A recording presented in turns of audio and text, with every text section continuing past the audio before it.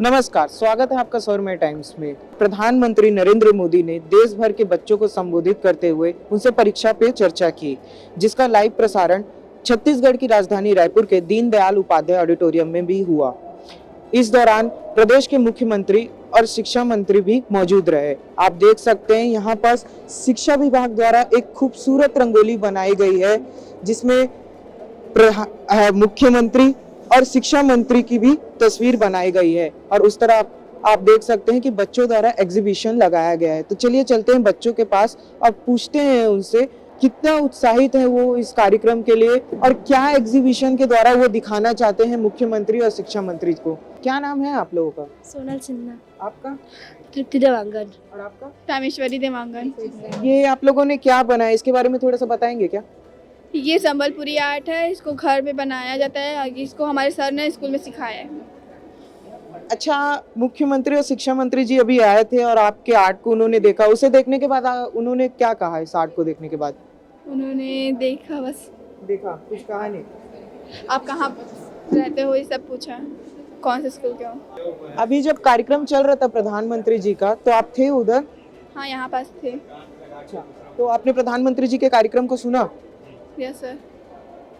उनके कार्यक्रम को देखने के बाद आपको कैसा लगा? मतलब अभी आप लोगों की परीक्षा आने वाली है, उसको लेके जो कई डर रहता है बच्चों के मन में, तो उसके लिए ये कार्यक्रम किया गया। तो आप लोग आने वाली परीक्षा के लिए कितने उत्साहित हुए इस कार्यक्रम को देखने के बाद? बहुत ज़्यादा उत्साहित हुए सर। आप? बहुत ज़्यादा एक्साइटेड हूँ। मैं आज समझाना चाहता हूँ कि हमारा जो डिजिटल क्लासरूम हुआ है उससे क्या बेनिफिट्स हुए हैं हम लोगों को। सर पहले क्या होता था, पहले एकदम सर बिल्कुल मतलब चौक से और ब्लैक बोर्ड और पुस्तक होते थे, इन्हीं तीनों से पूरा पढ़ाया जाता था, समझाया जाता था, पूरा क्लोज हो जाता था और ये बहुत ज़्यादा बोरिंग होता था। बच्चे तो ज़्यादातर इसमें इंटरेस्ट देते ही नहीं थे, मतलब वो ज़्यादातर इधर उधर देखते थे, उनका लेक्चर में तो ध्यान होता नहीं था।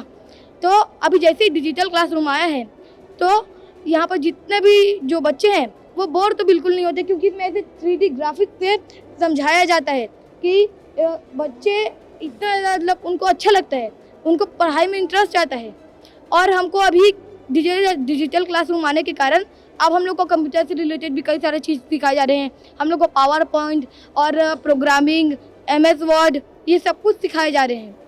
हम लोगों को फोटोशॉप भी अभी सिखाया जाएगा, वेब डिज़ाइनिंग वगैरह भी हमको अभी आगे सिखाए जाएंगे। नई शिक्षा नीति के तहत ये फैसला लिया गया था कि जो प्राथमिक स्कूल में पढ़ने वाले जो बच्चे हैं उन्हें उनकी भाषा में शिक्षा दी जाए। और आप देख सकते हैं यहाँ पर एग्जीबिशन लगाया गया है जहाँ पर बुक्स हैं और ये प्राथमिक स्कूल में जो बच्चे पढ़ने वाले हैं उनकी भाषा में किस तरीके से उन्हें शिक्षा दी जाए, उसके लिए इन बुक्स का एग्जीबिशन लगाया गया है। आइए इस पे बात करते हैं पुष्पा जी से। इन बुक्स के बारे में बताइए और बच्चों को किस तरीके से शिक्षा दी जाएगी इनके जरिए, उसके बारे में बताइए। जी, तो नई शिक्षा नीति जब आई तो उसमें ये फैसला लिया गया कि प्राथमिक स्कूल के बच्चे हों वो अपनी भाषा में सीखने में ज़्यादा सहज होते हैं। तो अभी तक हमारे राज्य में इस तरह की सामग्री नहीं थी जो बच्चों की भाषा में हो, हिंदी या अंग्रेजी में उपलब्ध थी। तो हमने 16 भाषाओं में 16 स्थानीय भाषाएँ और 4 अंतर्राज्यीय भाषाओं में पाठ्य पुस्तकों का निर्माण किया है और साथ ही स्टोरी बुक्स और बिग बुक का भी निर्माण इन भाषाओं में किया गया है। जैसे अभी आप ये देख रहे हैं, कोर्स हैंडबुक है शिक्षण बहुभाषीय शिक्षण की नींव। इसमें ये शिक्षक के लिए है कि शिक्षक इसमें इस कोर्स को करेंगे और कोर्स को करने से भी उनकी एक समझ बनेगी और साथ में जो दैनिक शिक्षण प्लान है उसकी भी एक हैंडबुक बनी हुई है, भाषा को लेकर अलग और गणित को लेकर अलग। साथ ही इसके साथ अभ्यास पुस्तिकाओं का भी निर्माण हुआ है जो प्रत्येक बच्चे के हाथ में दी गई हैं। वहाँ पर उन्हें स्वतंत्रता है कि यदि वो अपनी भाषा में कोई शब्द लिखना चाहते हैं, यदि उन्होंने चित्र बनाया, मान लीजिए उन्हें बंदर का चित्र बनाया और बच्चे उसको बोलते हैं बेंद्रा या माकर, तो वो शब्द में उनको शिक्षक वो सहूलियत देते हैं कि वो बंदर या माकर या बेंद्रा लिख सकते हैं। कुछ दिव्यांग बच्चे हैं जिन्होंने यहाँ पर रंगोली और तरह तरह की आर्ट्स को प्रस्तुत किया है। आइए इसे लेकर बात करते हैं मैम से और जानते हैं उनसे। मैम, आपका क्या नाम है? सर, मेरा नाम मंजू कुशवाहा है और हम लोग NAB प्रेरणा संस्था से आए हैं। ये है हिमांशी सोनवानी जो कि दानी गर्ल्स स्कूल में पढ़ाई करती है और प्रेरणा संस्था में रहती है।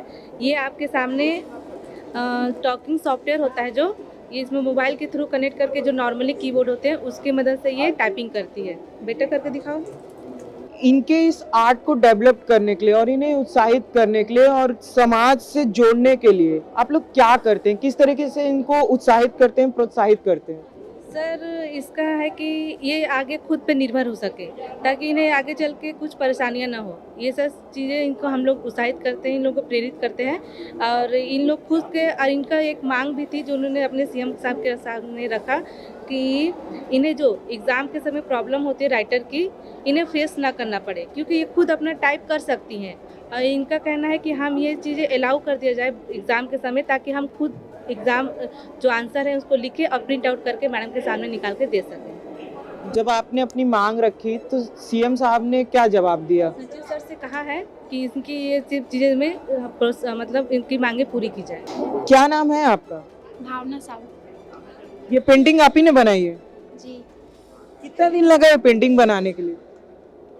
2 घंटे लगे। 2 घंटे। और ये पेंटिंग आपने पैर से बनाई है? जी। जो कला है ये आपने खुद से सीखी कि आपको आपके स्कूल के माध्यम से सिखाई गई है?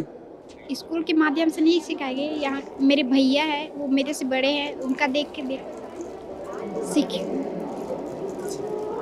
तो अभी आपने देखा कि किस तरीके से दिव्यांग बच्चे जो थे उनके अंदर जो कला है उसे बाहर लाने की कोशिश की गई है। इसके अलावा हमने और भी बच्चों से बात किया और जाना कि वो अपने होने वाली परीक्षाओं को लेके कितने उत्साहित हैं और जो डर का जो वातावरण बने रहता है परीक्षा के समय उसे वो किस तरीके से फेस कर रहे हैं। हमारे देश के यशस्वी प्रधानमंत्री श्री नरेंद्र मोदी जी ने पूरे देश के करोड़ों करोड़ों बच्चे 6वीं से लेकर 12वीं क्लास तक के बच्चों से परीक्षा की चर्चा की।